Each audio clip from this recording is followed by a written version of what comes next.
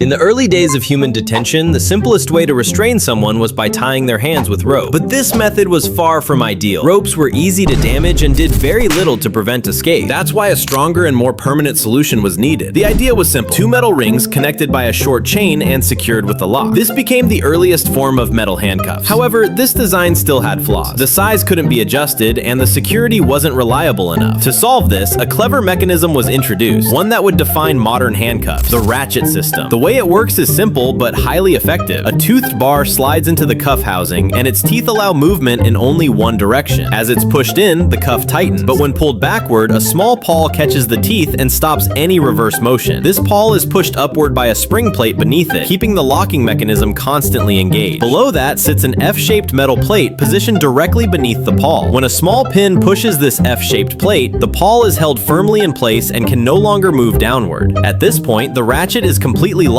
It can't move forward or backward. Once secured, escaping the cuffs using force alone becomes nearly impossible. For officers, however, unlocking the cuffs is intentionally simple. Each handcuff includes a dedicated keyhole and a matching key. When the key is inserted, it must first be turned counterclockwise to push the F-shaped plate away. Then the key is turned clockwise. A raised section on the key presses the pawl downward, separating it from the ratchet. The cuff opens naturally. Through this precise yet straightforward mechanism, modern handcuffs were born, a design that remains in use to this day.